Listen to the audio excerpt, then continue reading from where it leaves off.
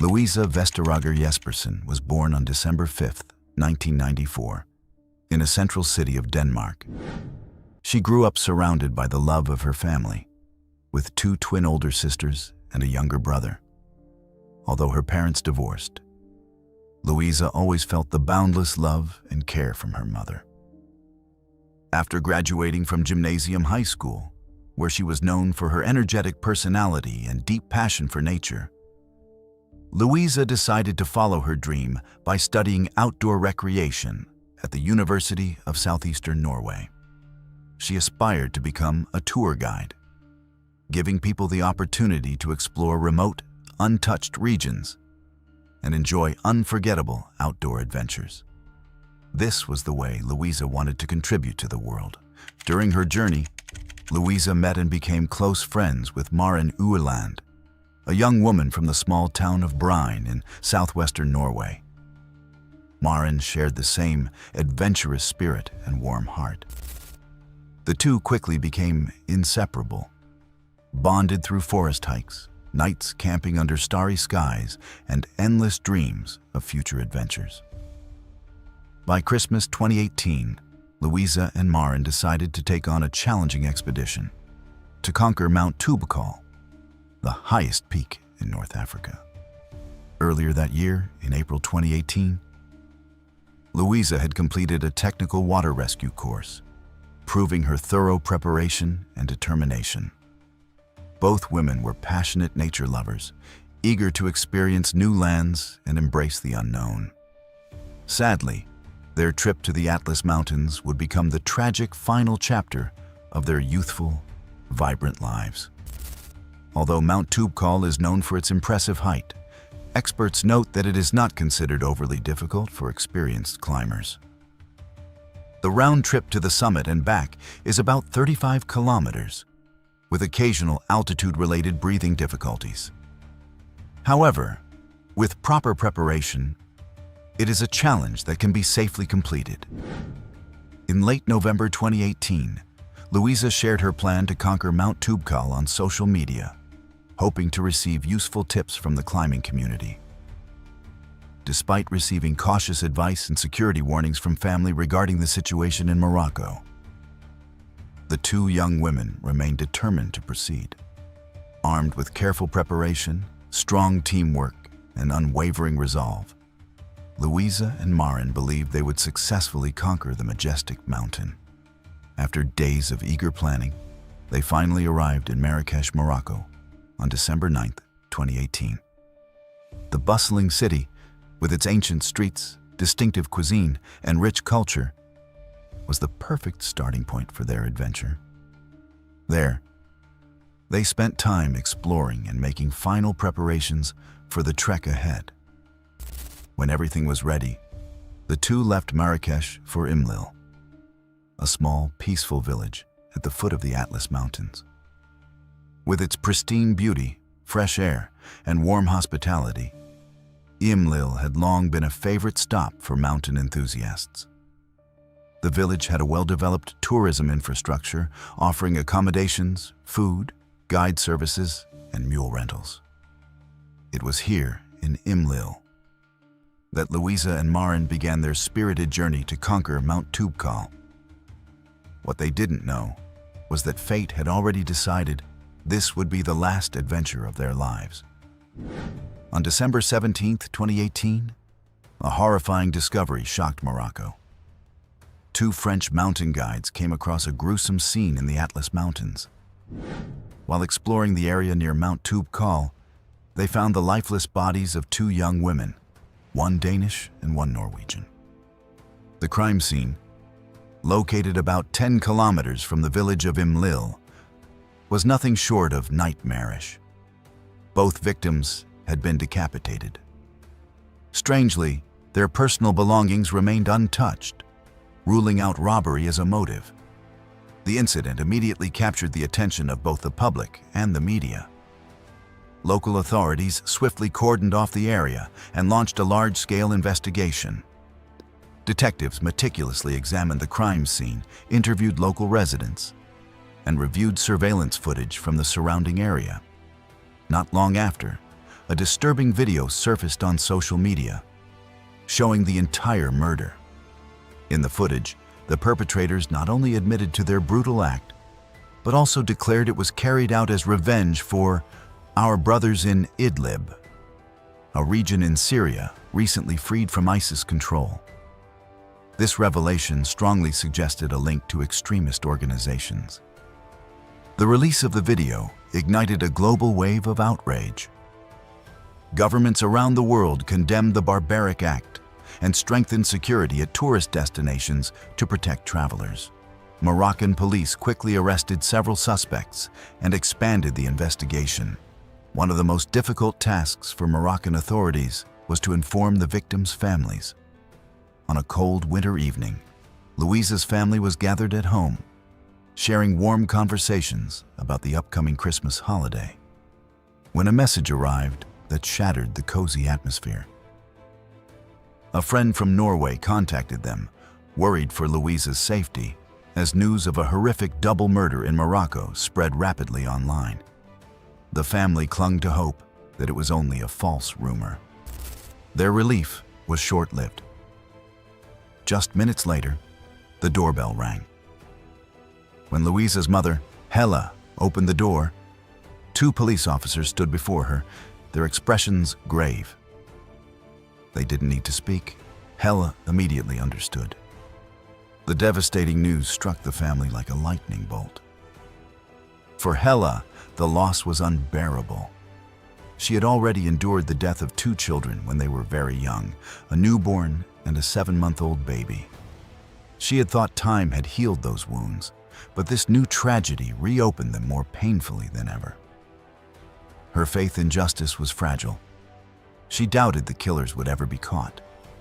However, in an unexpected turn, just 24 hours after the bodies were discovered, police made their first breakthrough. Investigators found a suspicious tent not far from the victim's campsite. Inside, they recovered crucial evidence, including identification documents belonging to a suspect. A manhunt was launched, and the first suspect was swiftly apprehended. This arrest gave the victims' families a glimmer of hope, though many questions remained. Soon after, another key piece of evidence emerged, a second video documenting the murder. In it, 4 masked men pledged allegiance to ISIS and vowed to carry out terrorist attacks. They accused the international coalition's airstrikes of causing suffering to innocent civilians in Syria and Iraq. And they called upon Muslims worldwide to rise against the enemies of Allah. Within days, Moroccan authorities arrested the 3 main suspects, identified as core members of an extremist cell linked to ISIS.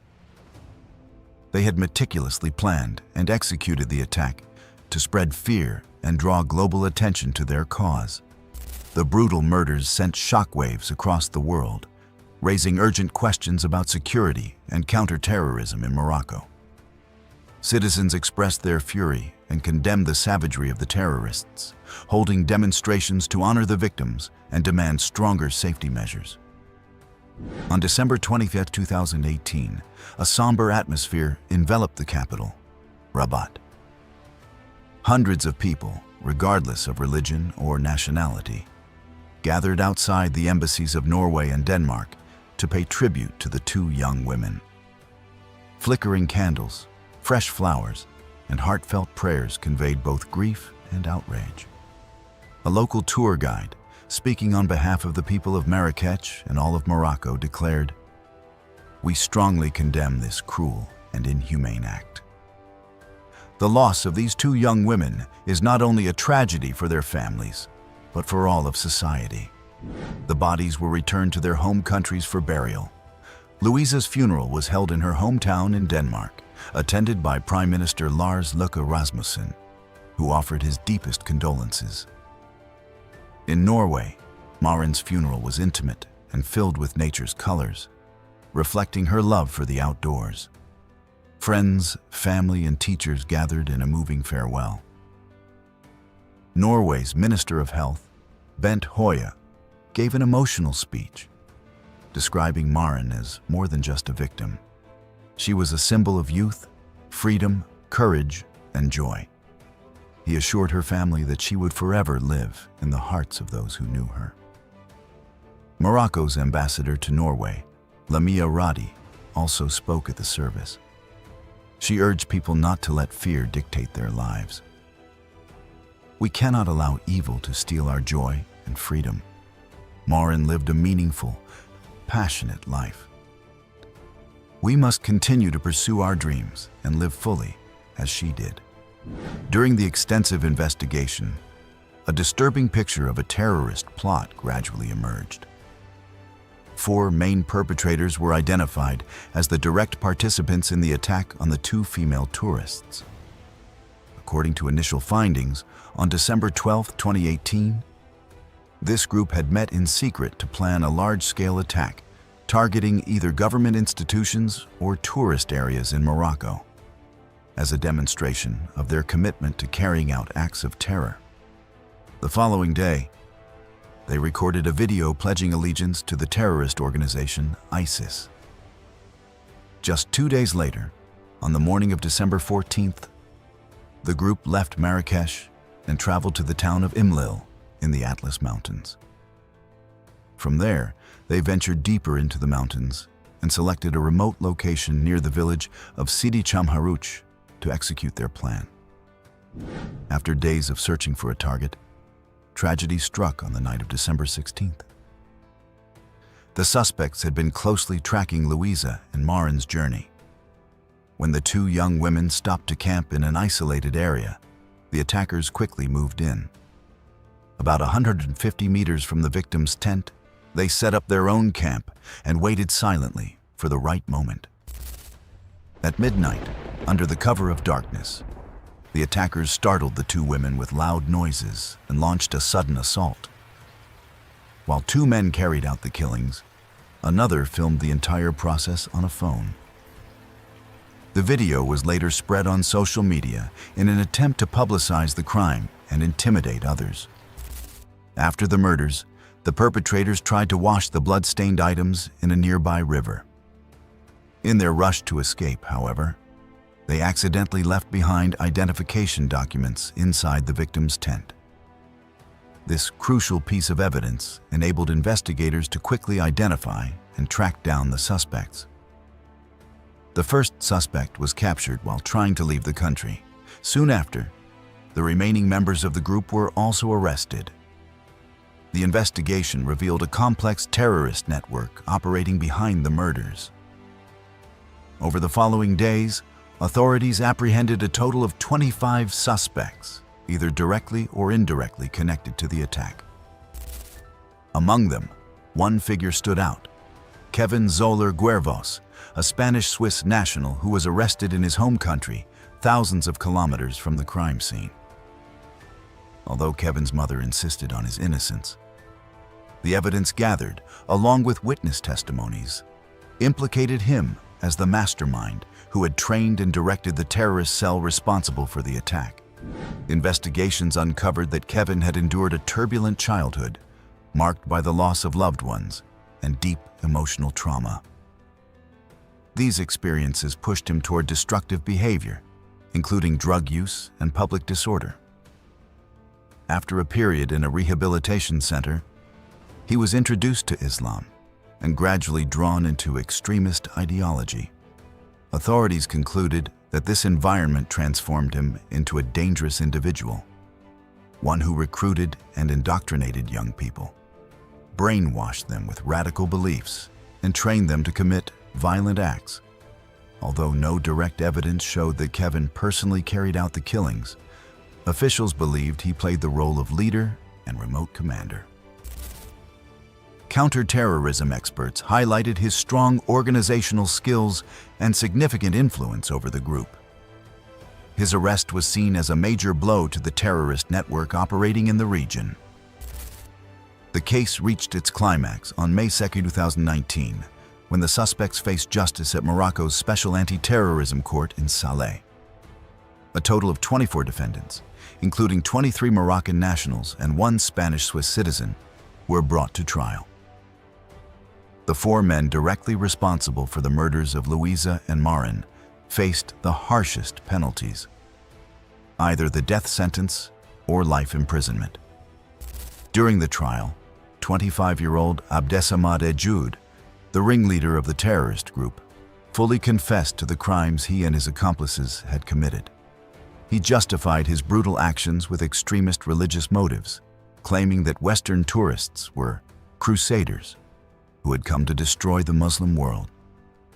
However, when asked if he felt any remorse, he stated that only Allah could judge right from wrong.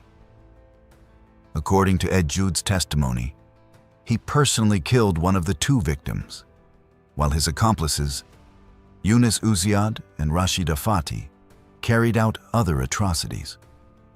Specifically, Uziad attacked the other young woman, while Afati filmed the entire murder to spread propaganda for the terrorist organization. The prosecution described the three men as bloodthirsty monsters and demanded the maximum possible sentence. Forensic examinations revealed that both victims endured extreme suffering before their deaths, with signs of sexual humiliation and dozens of knife wounds. The atmosphere in the courtroom was heavy with grief. The sobs of Hella Jespersen, Louisa's mother, pierced the hearts of everyone present. With a trembling voice, she read a letter filled with anguish, expressing outrage at the barbaric acts of the defendants. She said that since the day her daughter was taken from her, life had turned into a gray, lightless picture. The image of Louisa desperately crying for help still haunted her every night. She insisted that the killers deserved no leniency and demanded the harshest punishment. The victims' families also filed a lawsuit demanding more than $1 million in damages. However, their lawyers stated that the case was never about money, but about ensuring that the perpetrators faced justice and received appropriate punishment. In stark contrast to the victims' grief, the defendants showed chilling indifference throughout the trial, often smirking, leaning back in their chairs, or provoking the court, ignoring both the prosecution's accusations and the victims' families' calls for an apology. On July 18, 2019, justice was served. The court sentenced Abdesamad Ejud, Yunus Uziad, and Rashida Fati to death for the murders of the two female tourists. Despite Uziad and Afati expressing remorse and begging for forgiveness, their acts were deemed too heinous to be pardoned.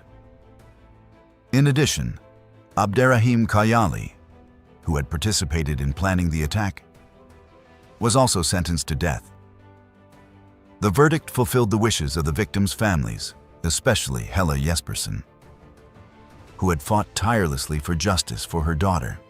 Other defendants received sentences ranging from 5 years to life in prison, depending on their involvement.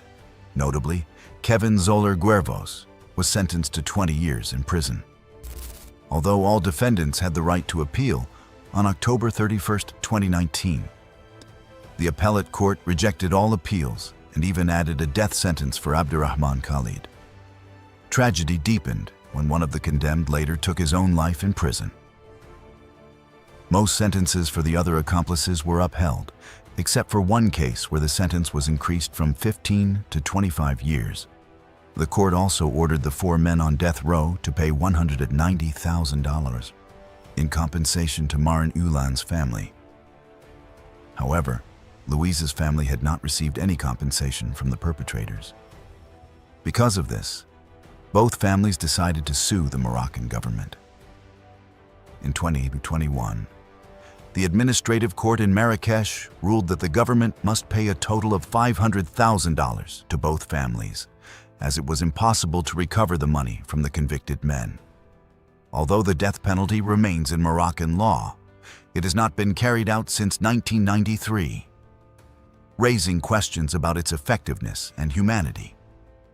Currently, hundreds of death row inmates remain in prison without execution. In the shadows of this tragedy, a ray of hope emerged. After losing her beloved daughter, Irene Ueland, Maren's mother, chose to turn pain into action. She not only condemned the killers, but also pursued a greater goal, healing wounds and building peace. She believed that no one is born an enemy. Rather, people are shaped by extremist ideologies. Instead of hate and vengeance, Irene chose compassion, seeking to meet the mothers of the men who had murdered her daughter, in hopes of finding answers and building a more peaceful future together. This courageous decision attracted international attention. Irene and her film crew contacted the mothers of the 4 death row inmates, who agreed to meet. This historic encounter was expected to bring deep emotions and meaningful messages in the global fight against violence and extremism. Despite her great loss, Irene never gave up hope. By the end of 2023, she was still waiting for the Moroccan government's approval to continue her reconciliation mission. Her noble initiative gained strong support from the international community, and the HB Center recognized her relentless efforts, announcing plans to award her a prestigious Peace Prize.